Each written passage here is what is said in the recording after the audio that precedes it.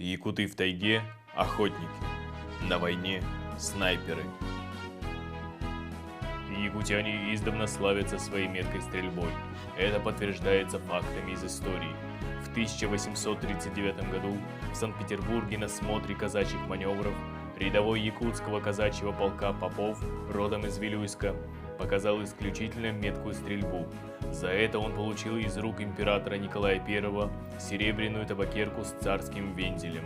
Спустя 99 лет в Москве на всесоюзных соревнованиях по стрельбе из меткокалиберной винтовки команда ЯАСР заняла 3-е место и получила благодарность от маршала Советского Союза Семена Михайловича Буденова. Только за годы войны всесоюзный спортивный норматив «Ворошиловский стрелок» выполнили 27 866 якутян. В годы Великой Отечественной войны, как утверждает сайт Министерства обороны Российской Федерации, 10 лучших снайперов советской армии уничтожили 4905 врагов, 20 лучших снайперов – 7400. При этом 10 лучших снайперов Якутии ликвидировали 1913 врагов, 20 лучших – 2262. 33 якутских снайпера уничтожили 2871 солдат и офицеров гитлеровской Германии и ее сателлитов. Первым снайпером из якутян стал Мыреев Егор Иванович. Родился в 1920 году в селе Веченга Ленского района Якутской АСР. 15 сентября 1940 года в Ленинградский институт имени Островского выехали 32 юноши и девушки из Якутии.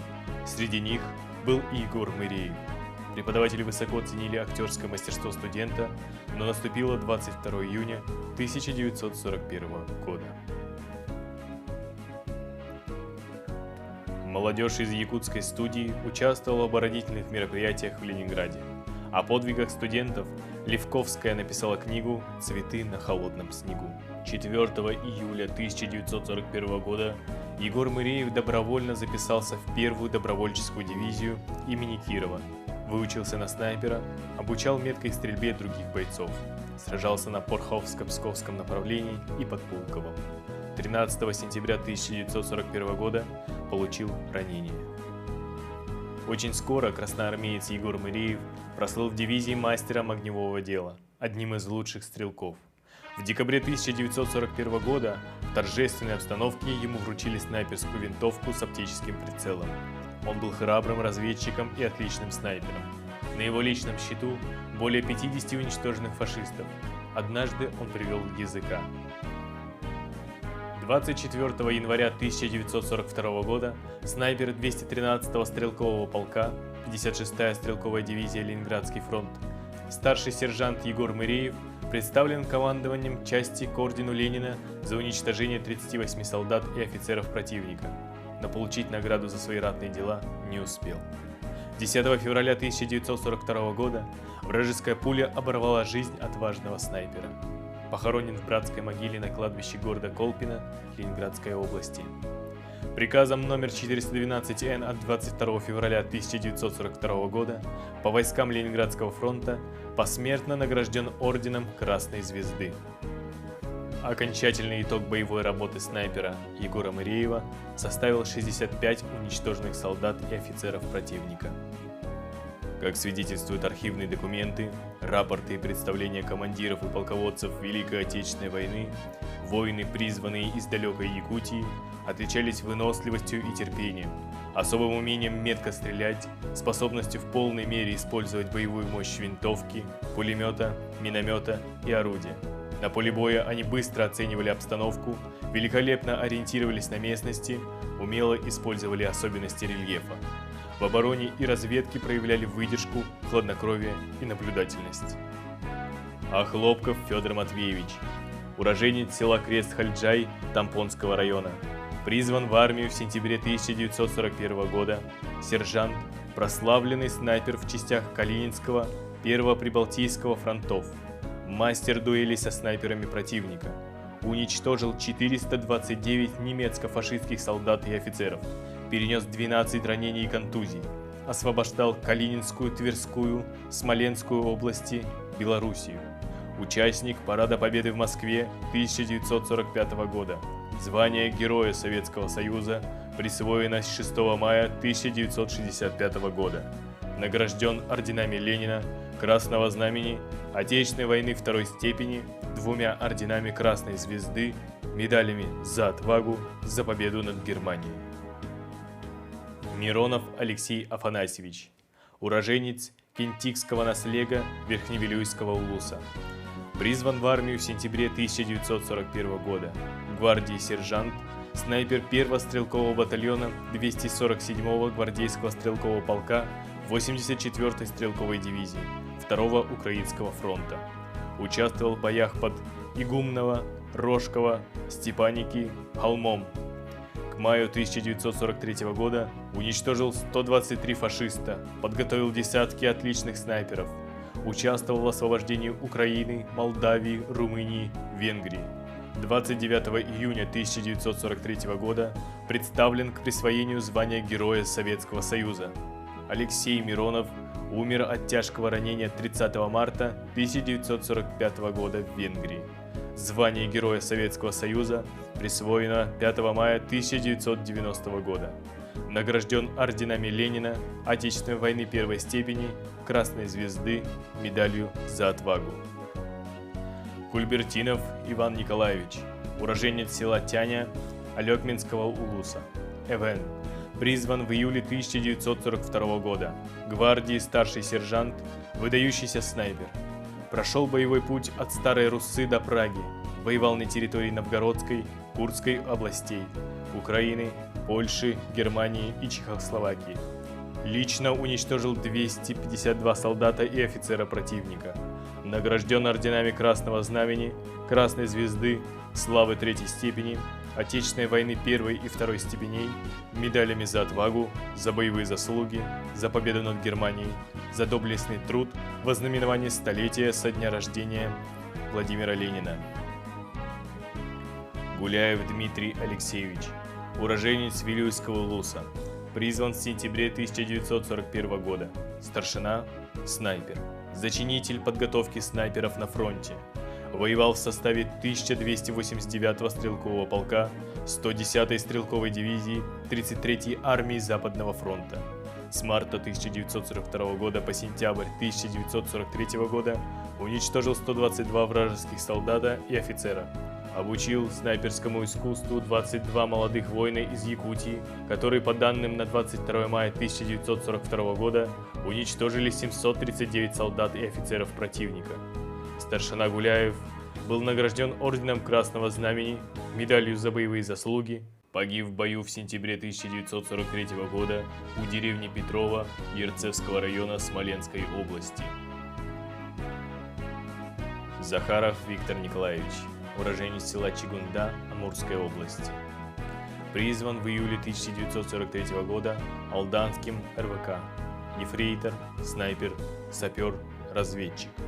Воевал в составе войск Карельского фронта, участник освобождения Карелии, Мурманской области и севера Норвегии. 8 октября 1944 года при штурме сильно укрепленного района, продвигаясь под шквальным огнем, 2 противотанковыми гранатами ликвидировал вражеский ДОТ. Ефрейтор Захаров – активный участник разгрома Квантунской армии. Награжден орденами Отечественной войны первой степени, Красной Звезды, Знак почета, медалями за отвагу, за оборону Советского Заполярья, за победу над Германией, за победу над Японией, за доблестный труд в Великой Отечественной войне 1941-1945 годов, за доблестный труд во знаменование столетия со дня рождения Владимира Ленина. Первооткрыватель месторождения слюды флагопита, почетный гражданин Алданского района. Хычкин Иннокентий Семенович, уроженец Мигино-Кангаласского улуса, призван в июне 1941 года, старший лейтенант. Боевой путь начал снайпером 165-й стрелковой дивизии Ленинградского фронта. Командиром взвода разведчиков в составе 482-го стрелкового полка 131-й Рапшинской дивизии с боями дошел до Германии. После войны окончил Ленинградское высшее авиационное училище, работал заместителем начальника Якутского управления гражданской авиации. Награжден 2 орденами Красной Звезды, орденами Отечественной войны первой степени, Трудового Красного Знамени, Дружбы народов, Знак почета, медалями за отвагу, за оборону Ленинграда, за победу над Германией, за доблестный труд в ознаменовании столетия со дня рождения Владимира Ленина, отличник аэрофлота, заслуженный работник народного хозяйства ЯСР. Петров Егор Константинович, уроженец Коэнхинского наслега Сунтарского улуса, призван в сентябре 1941 года, гвардии сержант, стрелок, снайпер, ручной пулеметчик. Воевал в составе 1257 и 1100 стрелковых полков на Смоленском, Центральном и Волховском фронтах. В одной из контратак из ручного пулемета сразил около 100 гитлеровцев. Общий счет убитых немцев составил 240. Погиб в бою 2 января 1944 года в Псковской области. Награжден орденом Красной Звезды. Ковров Степан Гурьевич, уроженец Октябрьского наслега Горного улуса. Призван в сентябре 1941 года. Стрелок, снайпер, разведчик. Воевал в составе 1287-го стрелкового полка 110-й стрелковой дивизии 33-й армии. Принимал активное участие в битве под Москвой. В начале марта 1942 года, находясь в ночном дозоре у деревни Карпово, один со снайперской винтовкой вступил в единоборство с 30 вражескими автоматчиками. Потеряв половину группы, убитыми и ранеными, немцы отступили. В августе того же года при освобождении 3 деревень Смоленской области уничтожил несколько десятков фашистов. За успех отмечен благодарностью от командира подразделения перед строем. Погиб в бою 17 августа 1942 года. Награжден орденом Красной Звезды посмертно. Будурусов Василий Дмитриевич, уроженец Амгинского улуса, выпускник ЯНВШ. Призван в июне 1941 года. Младший сержант, снайпер. Командир отделения 955-го стрелкового полка 309-й стрелковой дивизии. В бою 12 июля 1942 года из винтовки уничтожил 15 гитлеровцев. 13 июля, будучи в боевом охранении, убил еще 5 немцев. 26 августа 1942 года в бою под Ростовом-на-Дону тяжело ранен, демобилизирован по ранению. Награжден орденом Славы 3-й степени, медалями за отвагу, за победу над Германией. Зараняев Роман Семенович, уроженец Намского улуса, выпускник ЯНВШ, призван в 1941 году. Гвардии старшина, снайпер, артиллерист-снайпер. Участник обороны Москвы, Сталинградской битвы, освобождения Киева и Варшавы, взятия Берлина, разгрома Квантунской армии. На личном снайперском счету 59 уничтоженных гитлеровцев. Из 76 мм пушки уничтожил 2 танка, 2 блиндажа, более 100 солдат и офицеров противника. После войны сотрудник МВД, офицер. Награжден орденами Славы 3-й степени, Красной Звезды, Отечественной войны 2-й степени, медалями за отвагу, за победу над Германией, фронтовым знаком «Снайпер». Новгородов Иван Федорович, уроженец 1-го хамустахского наслега Намского улуса. Призван в 1942 году, сержант, снайпер. В 1942-1943 годах уничтожил 26 гитлеровцев. Победитель единоборства со снайпером противника. Демобилизирован по ранению в 1944 году. Награжден орденом Красной Звезды, медалью за победу над Германией. Прохоров Николай Васильевич, уроженец села Салагон Горного улуса. Призван в 1941 году, младший сержант, стрелок, снайпер, наводчик противотанковых ружей. Участвовал в прорыве блокады Ленинграда, в освобождении Смоленской области, городов Ельня, Киров, Орша, Витебск. Награжден орденами Красного Знамени, Отечественной войны 2-й степени, медалями за боевые заслуги, за победу над Германией. Веревкин Павел Николаевич, уроженец Чачунского наслега Вилюйского улуса, рядовой, снайпер. Награжден орденом Красного Знамени, погиб в бою 19 августа 1943 года на Украине. Захоронен в деревне Лужки Даргачевского района Харьковской области, Украины. Погадаев Иван Васильевич, уроженец города Якутска, работал на предприятиях Якутрайпа, призван в 1941 году, гвардии сержант, снайпер, воевал в составе 595-го стрелкового полка 188-й стрелковой дивизии. Личный снайперский счет довел до 80, в том числе 10 заколол штыком в рукопашном бою. 3 августа 1942 года награжден медалью за отвагу. Федоров Георгий Константинович, уроженец Балтогинского наслега Чарапчинского улуса, стрелок, снайпер, сержант. В 1942 году обучил снайперскому мастерству 15 красноармейцев, партийный организатор стрелковой роты 188-й стрелковой дивизии, участник форсирования Днепра, освобождения Старой Руссы и Кривого Рога, штурма Демянского плацдарма немецких войск. На личном счету снайпера Георгия Федорова 116 уничтоженных солдат и офицеров противника. Вышел победителем в смертельном поединке с немецким снайпером. Взвод снайперов, в котором он служил, в 1943 году уничтожил 1442 фашиста. Награжден 2 орденами Красной Звезды, орденом Отечественной войны 1 и 2 степеней, медалью за победу над Германией, фронтовым знаком «Снайпер». На фронтах Великой Отечественной войны отличились снайперы-артиллеристы и снайперы-минометчики. Протодьяконов Гаврил Дмитриевич родился в деревне Бахсыцком наслеге Чарапчинского района, призван в армию в 1941 году, артиллерист, старший сержант. На фронте с 1942 года боевое крещение получил в боях у города Елец. Воевал в Сталинграде, лично уничтожил 7 немецких машин, много огневых точек, нанес урон живой силе врага, подбил самолет. В боях за Мамаев-Курган его расчет уничтожил 9 пулеметных точек, 4 блиндажа, 2 противотанковые пушки. В августе в неравном бою батарея, в которой служил Протодьяконов, подбила 20 танков. Лично он подбил 3 танка «Тигр», закончил войну в Германии. Награжден орденами Отечественной войны 1 степени, Красной Звезды, 3 медалями за отвагу, медалями за оборону Сталинграда, за взятие Берлина, за победу над Германией, фронтовым знаком «Отличный артиллерист», отличник народного образования ЯСР. Корякин Константин Евгеньевич, уроженец города Вилюйска, призван в 1940 году, старший сержант, командир минометного расчета взвода. Его боевой путь начался под городом Новгородом и завершился на Эльбе.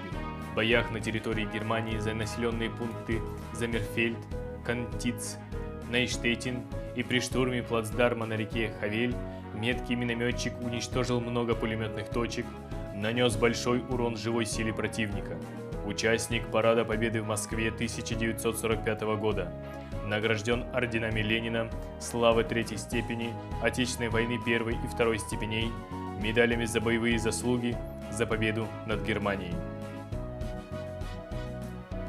Корниенко Михаил Михайлович, 1923 года рождения, уроженец города Якутска.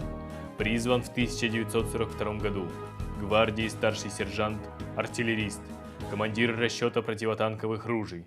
Прошел боевой путь от Сталинграда до Берлина, участник ожесточенных боев за Северный Донец, Луганск, Сталина, Запорожье, Днепропетровск, Днепр, Одессу, Южный Буг, Западный Буг, Любомль, Вислу, Люблин, Варшаву, Позанань, Одер, Шпре.